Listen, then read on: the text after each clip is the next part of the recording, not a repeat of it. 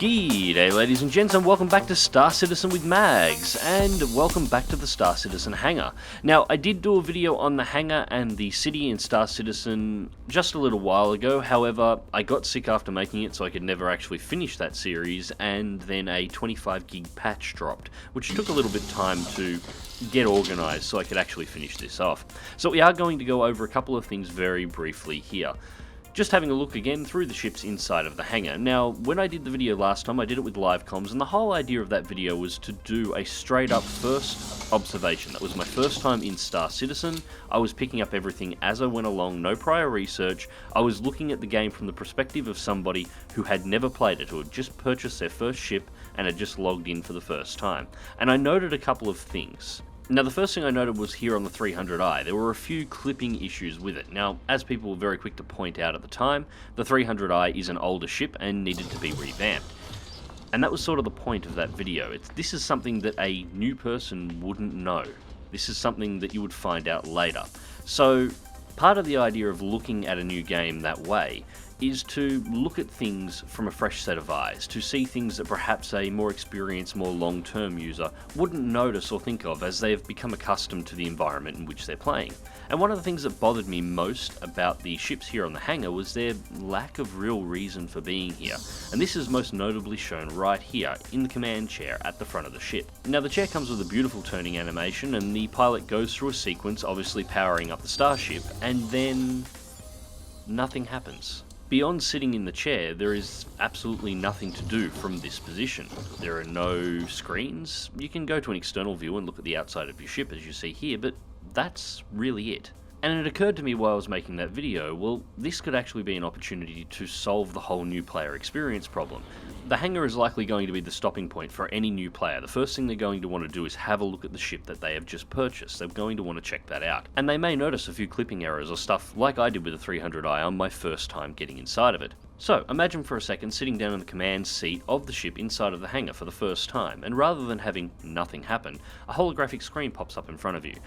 The first page of information that you would see on this screen would be some of the in-game lore, if there has been an advertisement made around the ship, any of the dealership information, so on and so forth, possibly a video showing a breakdown of the features of the 300i. Following that information, you'd have a breakdown of the components currently installed upon the ship and any insurance information or in-game details that would be useful to have, possibly even a go straight to the open world button.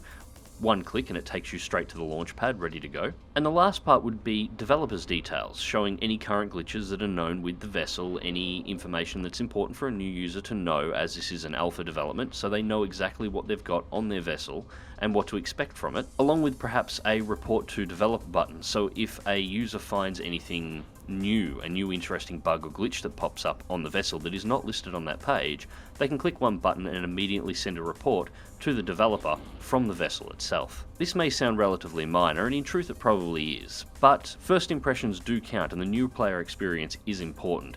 Also, this is some functionality that would be useful for existing pilots. So next up we have ArkCorp, Star Citizen's social module. Now, you'll remember the last time I was here in the previous video, I was actually very impressed with this entire city. It was a bit barren, there's no real movement or feeling of there being people here, but the environment definitely looks apart. My thought at the time was really all it needed was some NPCs moving around. Well, no NPCs have shown up yet, however, we do have a few new interesting things to look at. Now, in the previous patch, these weapons just sat on the shelf and looked pretty, but there was nothing you could really do with them.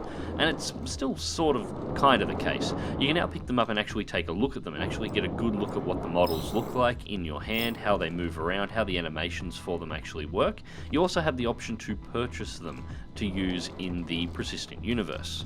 I was actually really impressed with the detailing on some of these guns, especially the scopes. If you look closely as I pick up the weapons that have a scope on them, you'll actually get refractions off the glass, or you'll actually get a magnification on those that have magnification scopes as you move the weapon around, and it moves in a manner that you would expect it to. There's some really nice attention to detail here, in fact far more than I would have expected on a game that's really more focused around its spaceflight than it is around its armed combat. Continuing with the armed combat theme, there is also now body armor available for purchase in the game, armored spacesuits that you can wear in the persistent universe, providing you purchase them. Now, there was a minor bug here, my character's helmet remained floating in the air, but you get the general idea they're going for. You can test on the suit, and turn your character on the spot to have a look at exactly what it looks like. And the design of the armor is, again, fantastic. It looks really impressive.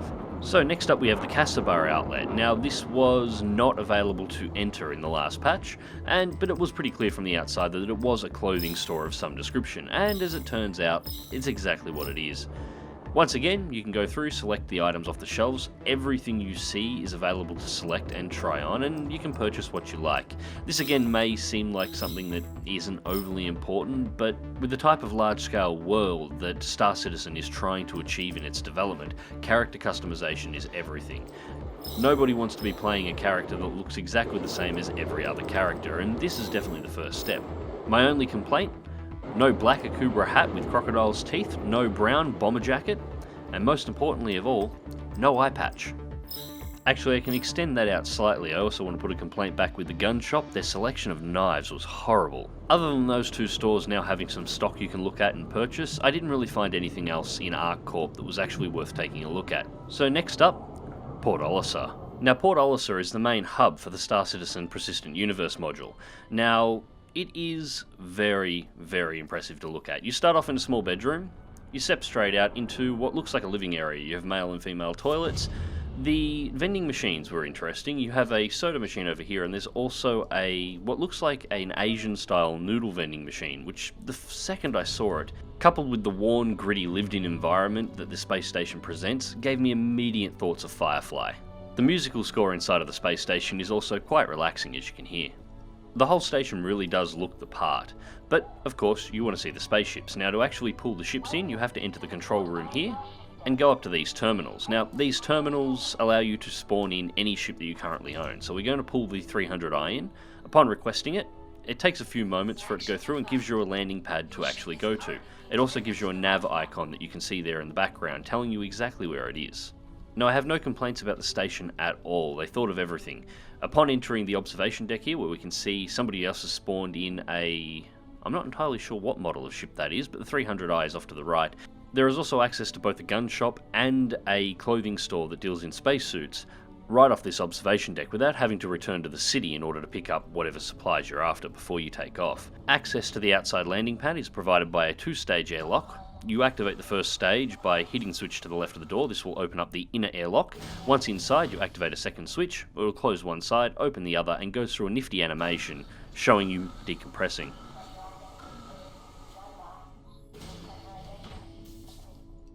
Now the outside corridor is completely exposed to vacuum and leads off in two directions to two separate sets of landing pads. The idea here is if there are too many people are spawning in too many ships all at once, they will appear in pads all around this section of the station. And somebody else is moving over to their ship over there.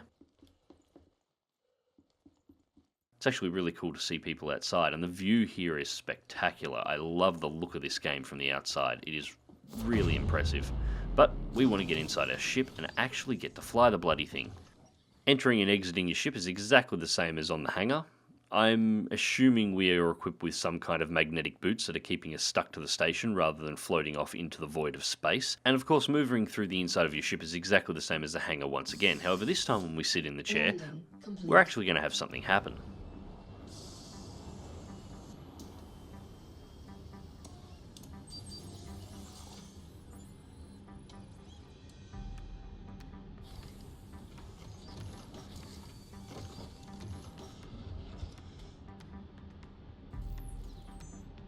Origin Jumpworks, at your service. I am very fond of the HUD in this. It is very detailed and it does really look the part. Now, it's time to start talking about controls. The control setup configuration menu in Star Citizen at the moment is not very intuitive. I didn't like it all that much, although everything that needed to be there is most certainly there. In terms of control functionality and how it actually worked, I was getting very much DCS World Flaming Cliffs module vibes when I was looking through the options. There is multiple HUD modes you have to manage for various weapon systems, landing modes, a huge assortment of various systems that you need to manage inside of the ship. If you're going to put this out on a scale of game to sim, this very much leads on the sim side of things, and for me personally, this is actually a really good thing. I really enjoy this. I did run into two small problems, however. First things first, you'll notice what looks like a mouse aiming cursor in the center of the screen at the moment. That is in fact a mouse aiming cursor. However, I'm not flying on mouse, I'm flying on joystick. I could not for the life of me find a way to make this mouse cursor disappear, and the problem was every single time I turned the stick sharply, the mouse cursor would lead off left or right, turning the pilot's head. So doing fine or sharp maneuvers meant that I actually lost track of where the ship was going at a fairly constant rate. The second problem I actually had with this was currently track IR functionality is not supported. Now, as I understand it, it used to be, well, not supported, but available and working in the past. However, one of the patches seemed to disable the functionality, and now it doesn't work at all.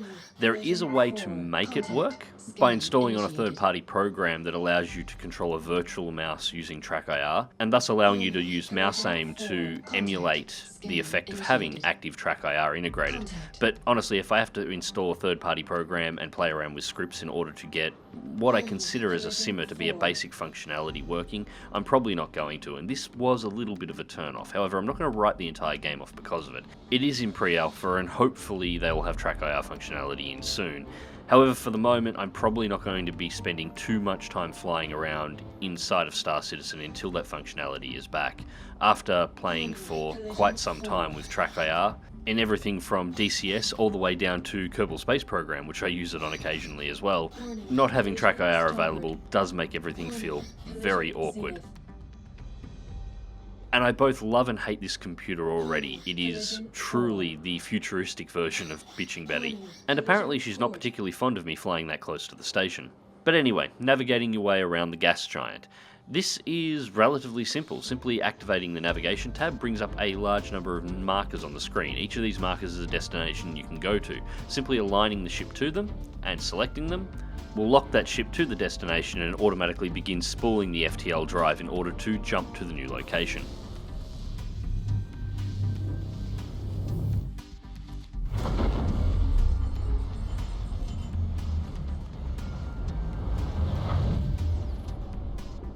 Once again, I don't know why, but I was getting some serious Firefly vibes the first time I did that. But anyways, this is basic navigation around the star system, and I jumped through a various number of locations to have a look around at exactly what was available. Overall, I found the navigation very smooth, very intuitive, and it didn't take up a lot of time. I didn't feel like I was spending a lot of time just flying and not doing something. I was always at a destination or in a very small window, traveling between destinations. No real slow boating here. Now, this is the one time I did encounter combat, and of course it happened to happen over one of the moons of the gas giant, which just looks fantastic in the background. I really need to find a way of actually turning the HUD off or getting a third-person view while inside of the ship so I can take some nice screenshots, because that is background material right there. Now, sadly, I didn't end up engaging in combat. I was getting missiles fired at me, I was activating the countermeasure systems, it worked exactly as I expected it to. I had it bound exactly the same way I do in DCS, so it was comfortable and easy to use. Now, I don't know if this was a player or an AI, but either way, he really wanted me dead. But I ended up just aligning and jumping out.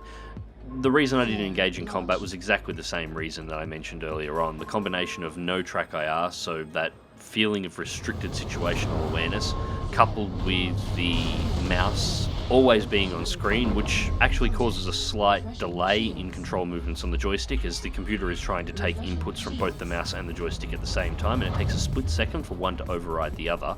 I just didn't feel comfortable with combat at this time, so considering this is a borrowed ship, so I probably shouldn't break it on the owner.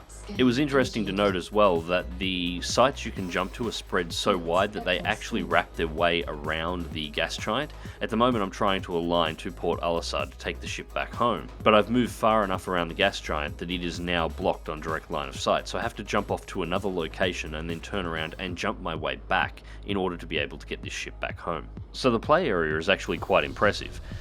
If I had track IR and the controls were set up just the way I like them, if I could work out how to get that mouse off the screen, which is quite possible it's an option in the menu somewhere and I just have not been able to find it at this time despite spending a couple of hours looking for it, I could see myself spending quite a large number of hours, even in this early state of development, flying between the different spots in the systems, doing missions and actually really having a good time. Everything felt very polished. There was nothing here that didn't feel finished in terms of content or gameplay. It was just some control issues. It was really the only thing that I had a problem with.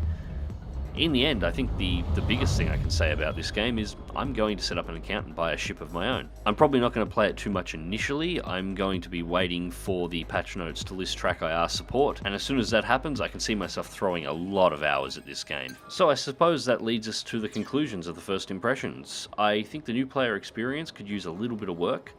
There definitely needs to be some improvement in the control configuration menus, and some, obviously, track IR support is something that definitely needs to be added.